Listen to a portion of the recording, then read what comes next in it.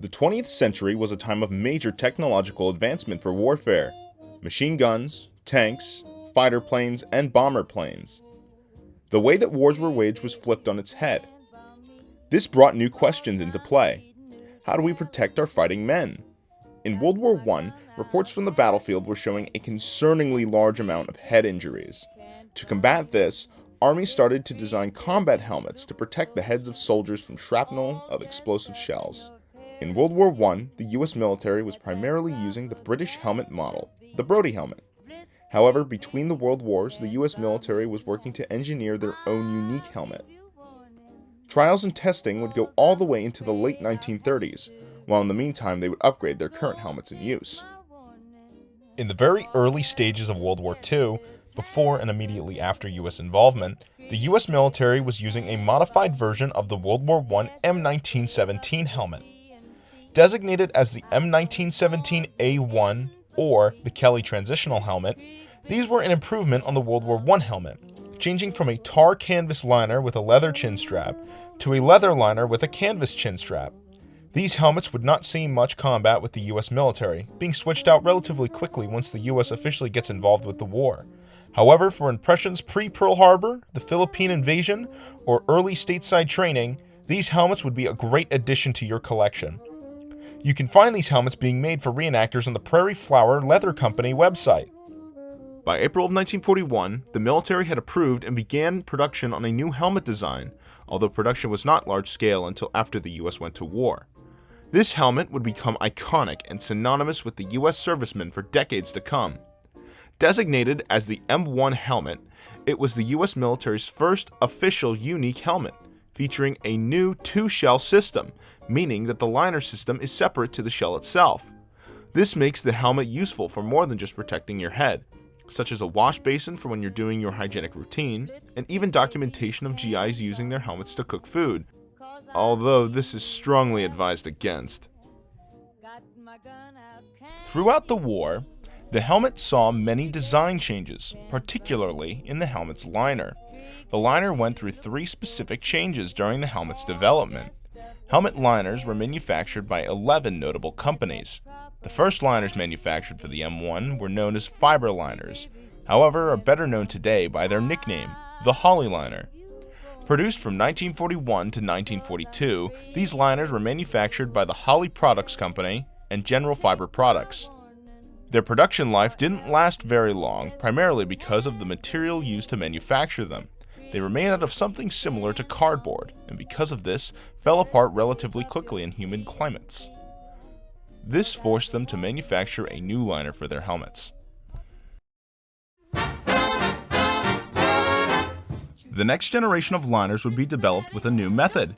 Using strips of cotton cloth soaked in resin, they would then subject them to pressure in a liner mold. While many factories needed to be fitted with the proper machinery to make these liners, 2 companies were commissioned to manufacture a stand-in until large-scale production was ready. This is where low-pressure liners come into play. Low-pressure liners were a temporary manufacture being made by St. Clair and the Hood Rubber Company, which can usually be identified by an ink stamp found in the liner. While solving the issue of humid environments, they were incredibly fragile, making these helmet liners very scarce today. These liners were manufactured from 1942 to 1943, when they were replaced with the final variation. The high-pressure liner was the most common helmet liner seen from mid-war to the end of the war. These liners not only could handle the elements well, but they were extremely durable compared to their low-pressure counterparts. These high-pressure liners were manufactured by 7 different companies, which could be identified from an imprint: Inland, Mine Safety Appliances, Seaman Paper Company, International Molded Plastics, K-Pack, Firestone, and Westinghouse.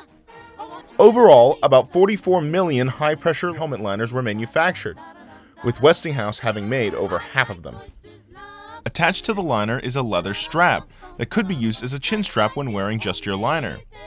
Though more popularly, these were worn over top of the helmet's rim as a way of retaining the 2 parts together. It was not uncommon to see men without the strap altogether.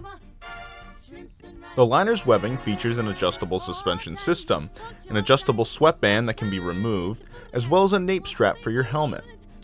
Early liners were fitted with rayon canvas. However, it would be switched pretty early on with khaki cotton herringbone 12.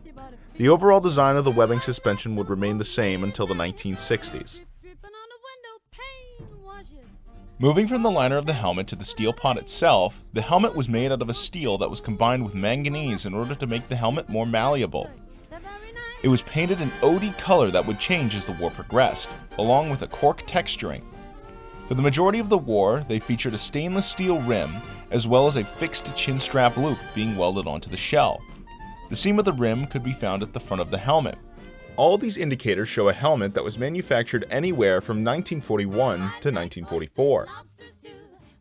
By late 1944, some considerable changes were being made to the helmet. The military had a consistent issue with the chin strap bail snapping off. To combat this, they started giving their helmets flexible bails that swiveled. The rim was changed from stainless steel to manganese steel, and by 1945, the rim seam was moved to the back of the helmet.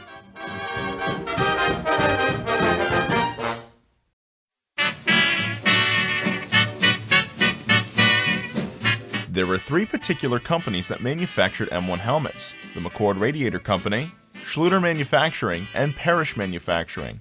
However, the two important ones are McCord and Schluter. McCord Radiator Company would make the majority of steel pots, having manufactured over 20 million during the war. Schluter would make about 2 million, making their helmets a little harder to come across. However, you can typically distinguish a McCord helmet from a Schluter helmet by the helmet shape. The rim of the McCord helmet features more of a curve compared to the Schluter. You can also find an S stamp on the inside of the Schluter helmet. Throughout the war, the military would use OD3 colored chin straps. Over time, there were minor changes made, particularly to the shape of the chin strap buckle. However, seeing the chin strap used properly was not as common of an occurrence in theater. Chin straps were seen either undone hanging from the helmet or done up onto the back of the helmet. One of the major concerns of the helmet was the distinct shape that it had, especially the shine to it when wet. To combat this, you would see the issuing of things like helmet nets to troops. There was a wide array of nets issued to US soldiers. It is important for you to do your own research on the division you are portraying, as the types of nets issued varied. There's plenty of photos, footage, and other forms of documentation online for you to look at.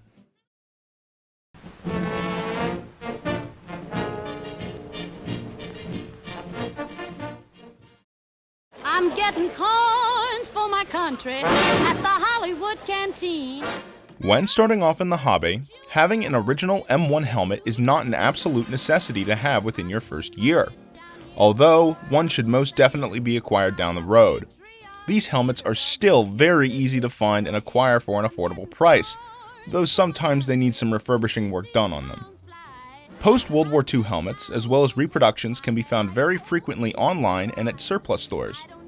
However, many of these helmets require alterations to be made to bring them into the correct World War II specifications.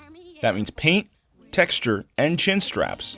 Post-World War II helmets are distinctly different from World War II helmets, using more of a pea green color rather than the dark OD of the World War II variant, and a sand texturing instead of cork. The chin straps were an OD7 shade with a metal retainer, rather than stitching the strap itself to the helmet. Certain reproductions also leave something to be desired, although if you were to buy one, at the front would be your best choice for a repro helmet. All of these factors would need to be altered in order to give your helmet the correct appearance of a World War II helmet. Whether it's converting a post-war helmet or restoring an original helmet, there's a number of supplies you would need to do this. Fortunately, there are companies that make reproduction helmet parts and other such items. Out of the websites, the best site for helmets and helmet restoration is J. Murray Inc. 1944. They reproduce chin straps, leather straps, liner webbing. They even sell cork and helmet paint. In addition, they sell refurbished helmets and even original ones in their issued state.